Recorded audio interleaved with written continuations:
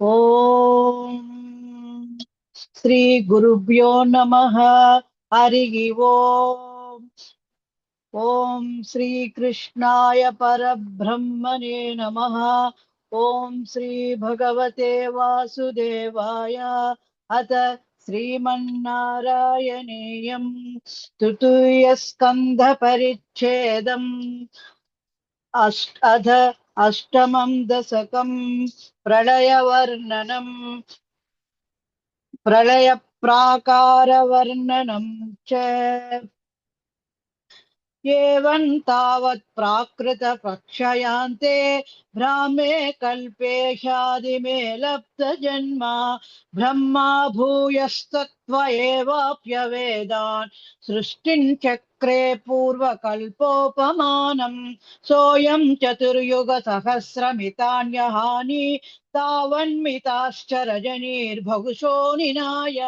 निद्रात्यसौ त्वयि निलीय समं स्वसृष्टैः नैमित्तिक प्रलयमाहुरतोऽस्य रात्रिम् अस्मादृशां पुनरहर्मुखकृत्य तुल्यां सृष्टिं करोत्यननुदिनं स्वभवत्प्रसादात् प्राग्ब्राह्मकल्पजनुषां च परायुषां तु सुप्तप्रबोधन समाप्ति तदापि सृष्टिः पञ्च पञ्चाशदब्दमधुना स्वयोर्धरूपम् एकं परार्धमतिवृत्य हि वर्ततेऽसौ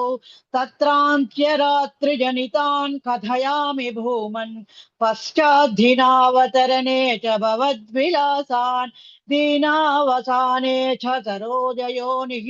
सुषुप्तिकामस्त्वयि सन्निलीये जगन्ति चतुर्झठरं समीयुः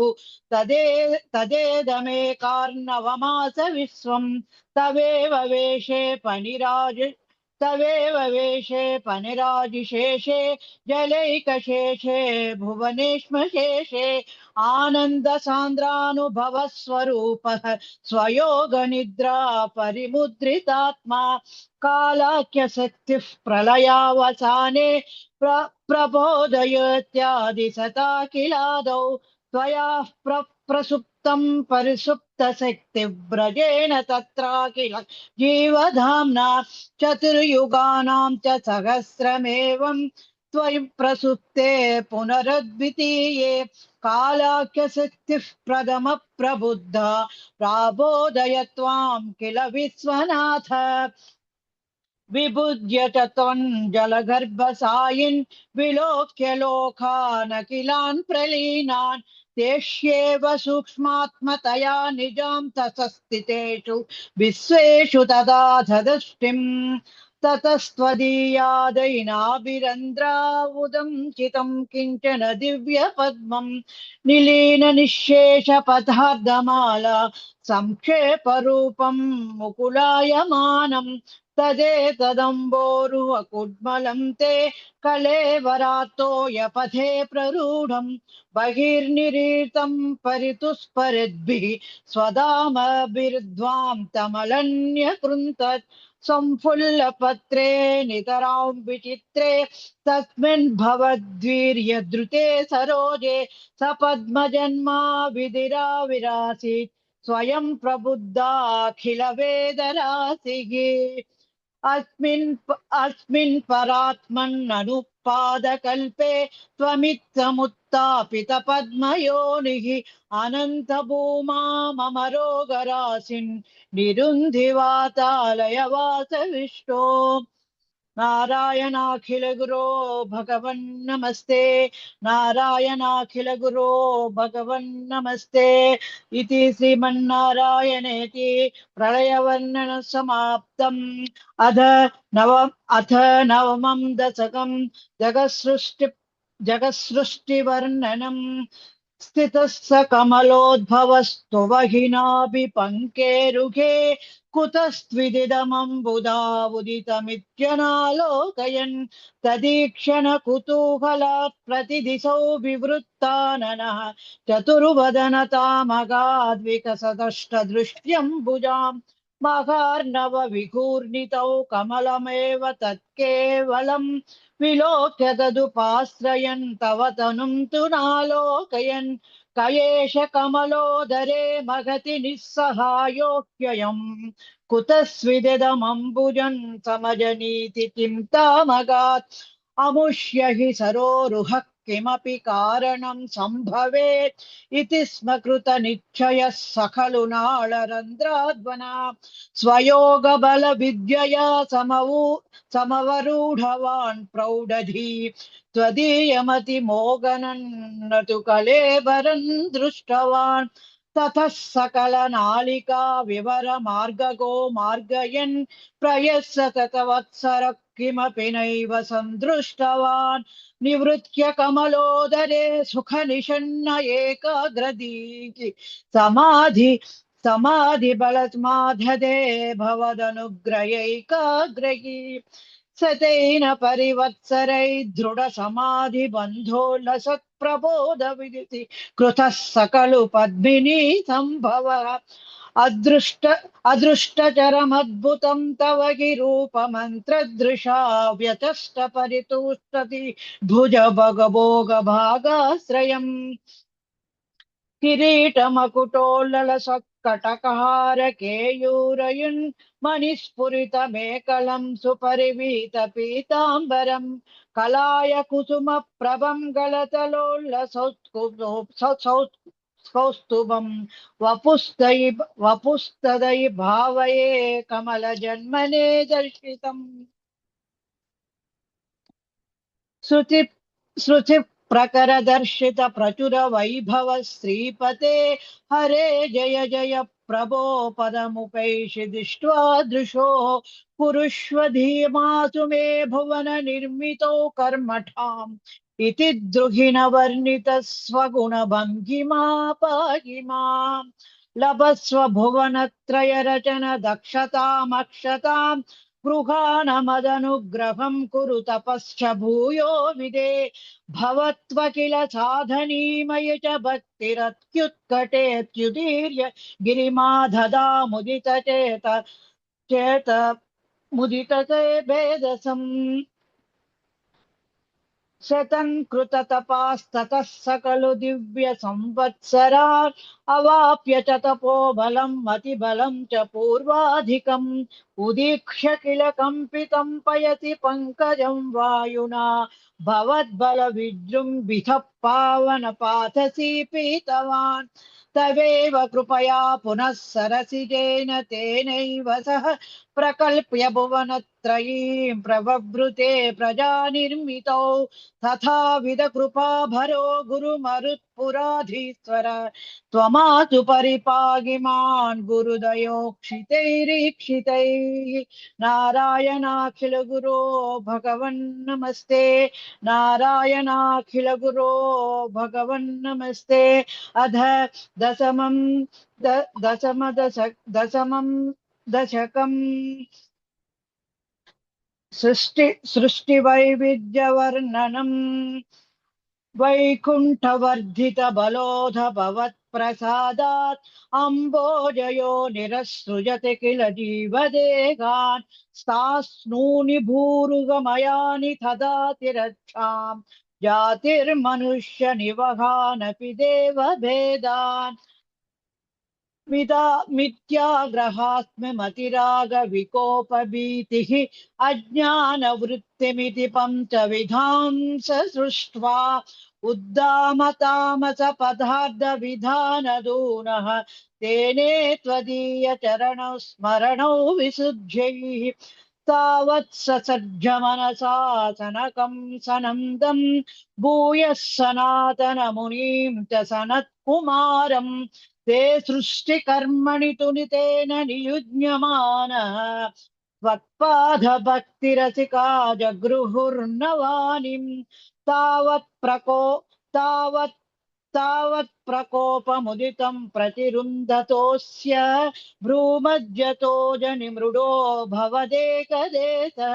नामानि मे कुरु पदानि च हाविरिञ्चेत्यादौ दुरोदकिलिते तेन सह रुद्रनामा एकादशा दशाह्वयतया च विभिन्नरूपम् रुद्रो विदाय दयिता वनिता च दत्त्वा तावन्त्यदञ्च च पदानि भवत्प्रणुन्नः प्राह प्रजा विरचनाय ससादरन्तम् रुद्राभिसृष्ट भयदाकृतिरुद्र सङ्घसम्पूर्णमान भुवनत्रयभीतचेताः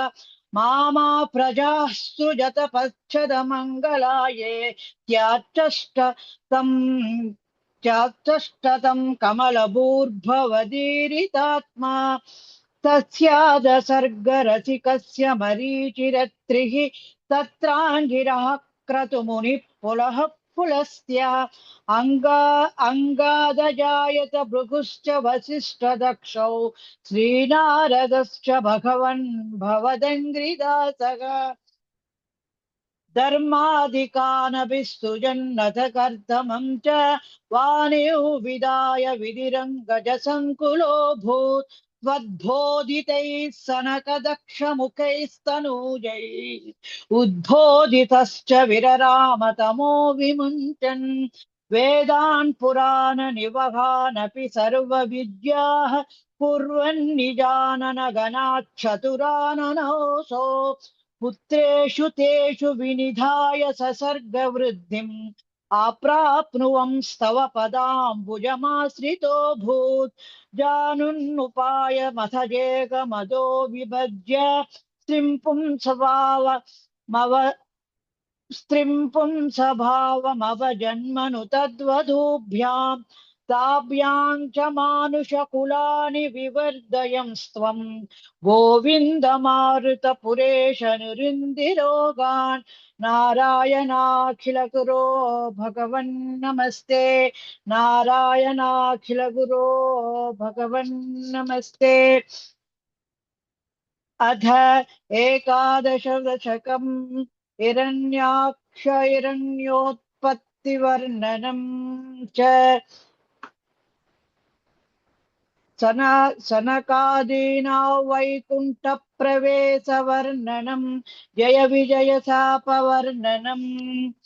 क्रमेण सर्गे परिवर्धमाने कदापि दिव्यासनकादयस्ते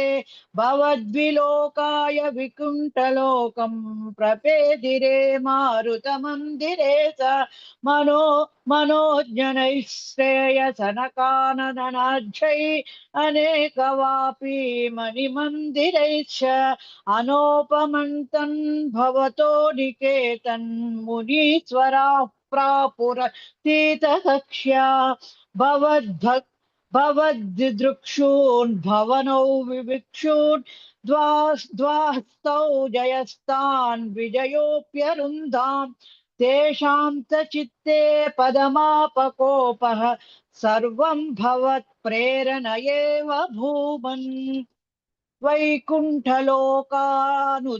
प्रचेष्टौ कष्टो युवां दैत्यगतिं भजेदम् इति प्रसप्तौ भवदाश्रययुतौ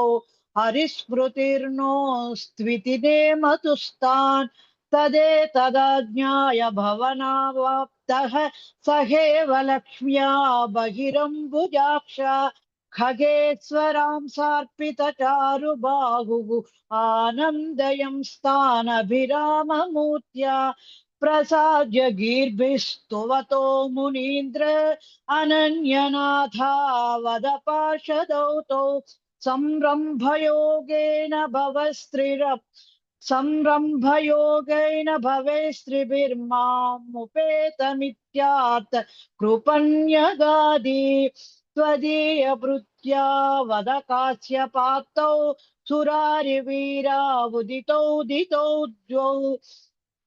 संज्ञासमुत्पादनकष्टचेष्टौ यमौ च लोकस्य यमाविवान्यौ हिरण्यपूर्वः कसिफुः किलेख परो हिरण्याक्ष इति प्रतीतः उभौ भवन्नाथमशेषलोकन् रुषाण्यरुन्दा निजवासनान्धौ तयोर्हिरण्याक्षमहासुरेन्द्रः रणाय धावन्नवाप्तवैरिः भवत्प्रियां क्ष्मां सलिले निमग्य चचार गर्वाद्विनदङ्गदावान् ततो जलेशात् सदृशं भवन्तं निशम्य बभ्राम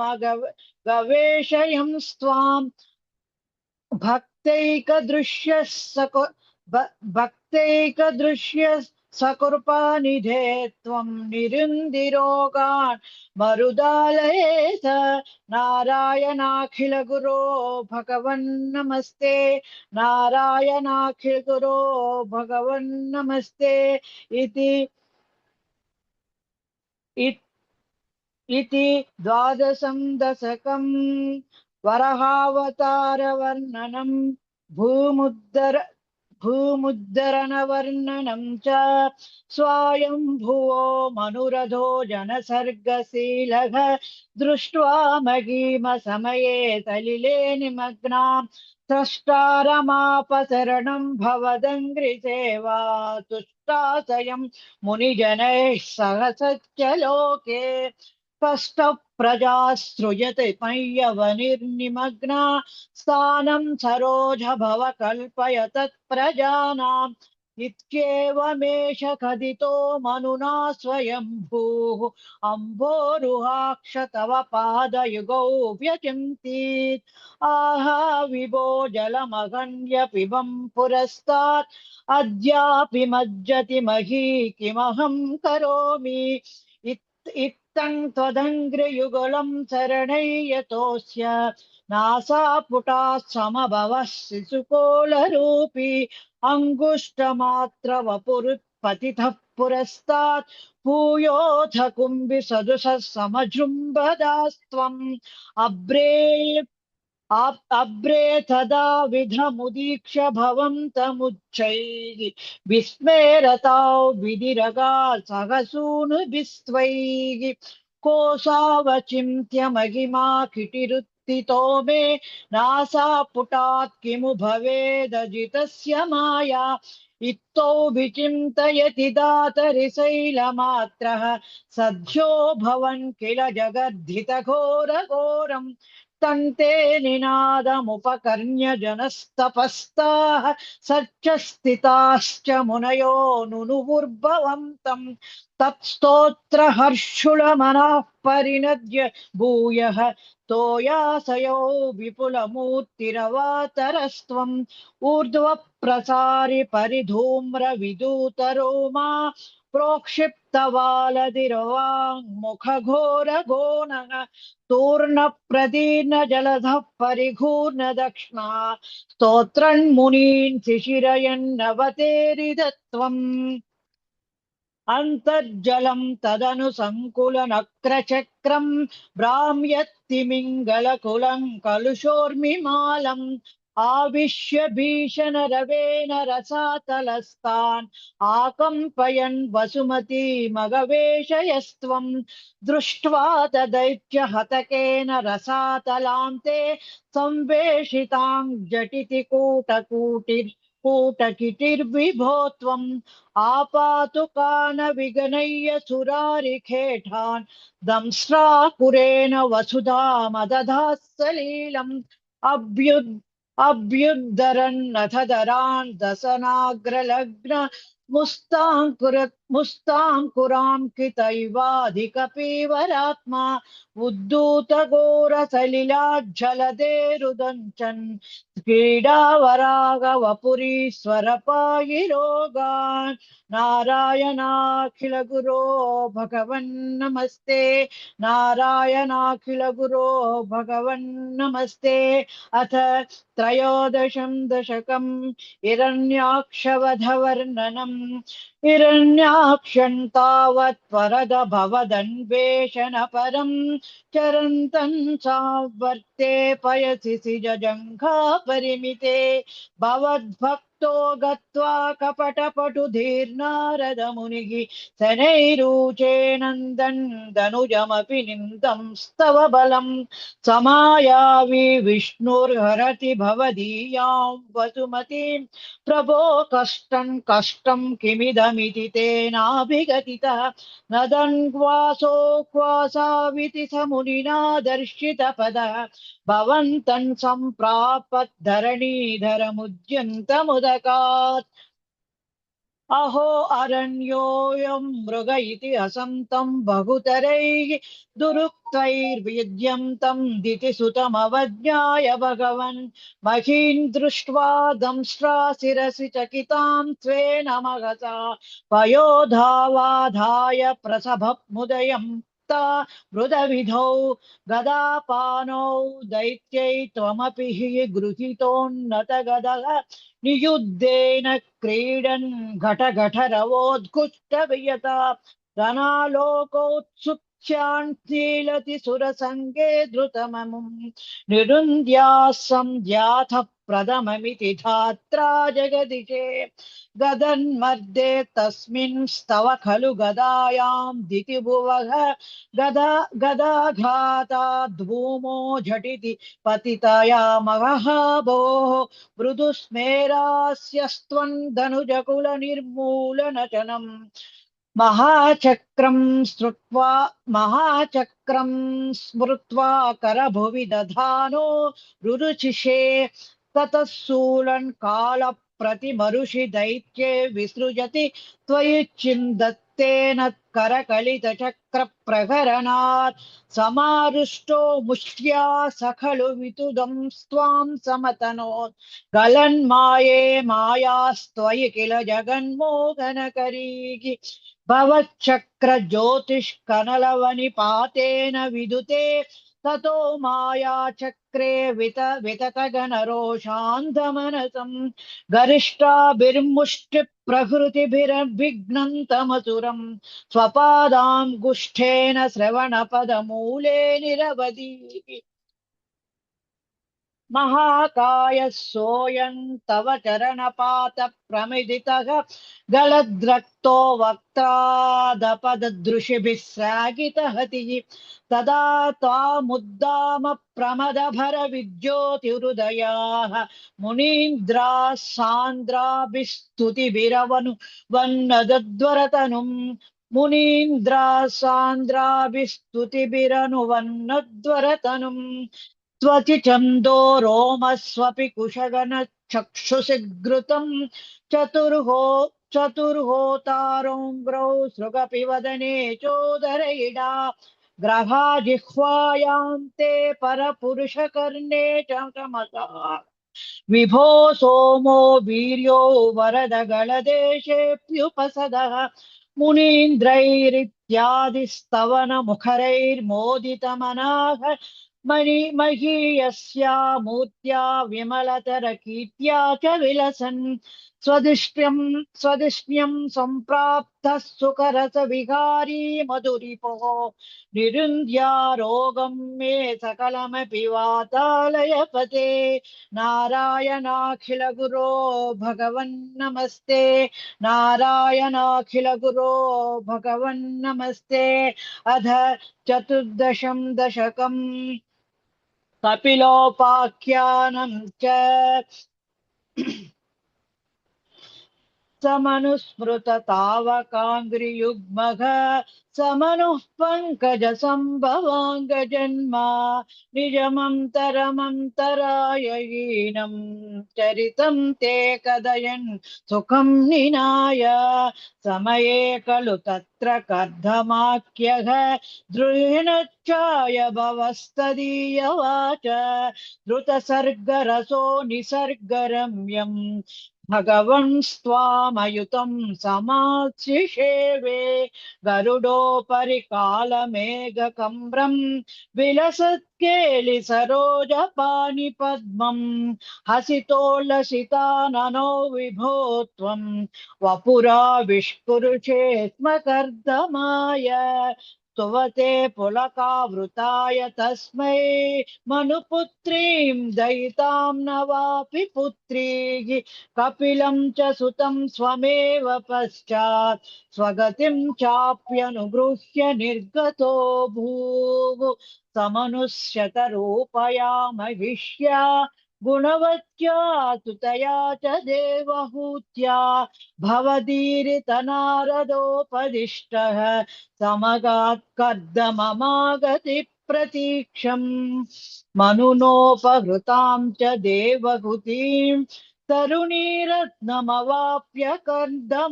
कर्दमोऽसौ भवधर्जन निर्वृतोऽपि तस्याम् दृढशुश्रूषणया ददौ प्रसादम् स पुनस्त्वदुपासना प्रभावात् दयिता कामकृते कृते विमाने वनिता कुलसङ्कुलो नवात्मा व्यवहरद्देव पथेषु देवहूत्य शतवर्षमथ व्यतीत्य सोऽयं नवकन्यान् समवाप्य धन्यरूपा वनयान समुद्यतोऽपि कान्तायित कृत्वज्जननोत्सुकोऽन्य वात्सीत् निजभर्तृगिरा भवन्निषेवा निरतया मददेव देवहूत्याम् कपिलस्त्वमजायधा जनानां प्रदयिष्यन् परमात्मतत्त्वविद्याम् वनमेयुषि कर्दमे प्रसन्ने मत सर्वस्वमुपादिशङ्गनन्यै कपिलात्मकवायुमन्दिरेश त्वरितं त्वं परिपाहि मां गदोघात् नारायणाखिल गुरो भगवन् नमस्ते नारायणाखिल गुरो भगवन् नमस्ते अध पञ्चदशं दशकं कपिलोपदेशः मतिरिह गुणसक्ता बन्धकृत्तेष्वसक्ता त्वमृतकृदुपरुन्दे भक्तियोगस्तु शक्तिम् महदनुगमलभ्या भक्तिरेवात्र साध्या कपिलतनुरिति त्वं देवहूत्यैनगादि प्रकृतिमहदहङ्काराच्च मात्राच्च भूतान्यपि हृदपि दसाक्षी पूरुषत्वं च विंसः इति विदित विभागो मुच्यते सौ प्रकृत्या कपिलतनुरिति त्वं देवहूत्यैन्यगादि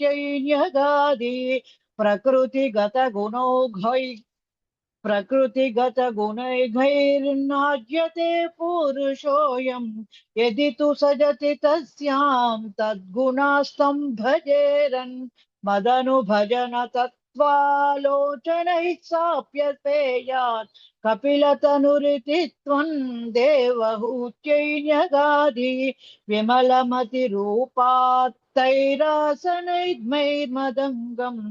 गरुडसमधिरूढं दिव्यभूषायुधाङ्कं रुचितुलिततमालं शीलयेतानुवेलं कपिलतनुरिति त्वं देवहूत्यैनगादिः मनुगुणगणलीला कर्णनैः कीर्तनाद्यै मयि सुरसरिदोघ प्रख्यचित्तानुवृत्तिः भवति परमभक्तिः सायि मृत्योर्विजेत्री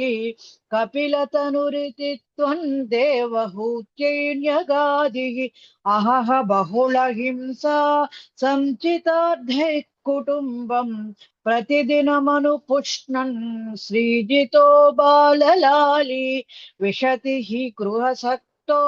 यातनां मय्य भक्तः कपिलतनुरिति त्वं देवहूत्यैनगादि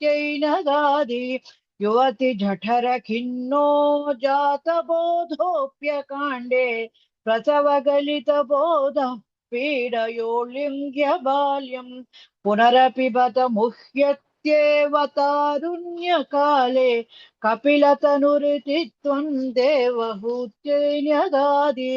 पितृसुर पितृसुरगणयाजी धार्मिको यो गृहस्थः स च निपतति काले दक्षिणाद्वोपगामी मयि निहितमकामं कर्म तु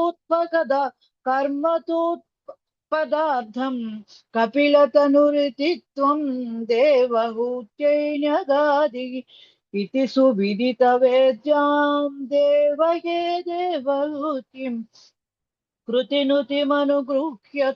त्वं गतो योगि सङ्गै विमलमतिरथासौ भक्तियोगेन मुक्ता त्वमपि जनहितार्थौ वर्तसे प्रागुदीत्यां परम परम किमु बहुक्या त्वत्पदाम्भोज भक्तिं सकलभयविनेत्रीं सर्वकामोपनेत्रीं वदसि खलु दृढं त्वं त्वद्विधूयमयान्मे गुरुपवनपुरेश त्वय्युपादत्स्व भक्तिं ना इति श्रीमन्नारायणेति पञ्चदशं समाप् पञ्चदशं दशकं समाप्तं नारायणाखिलगुरो भगवन् नमस्ते नारायणाखिलगुरो भगवन् नमस्ते।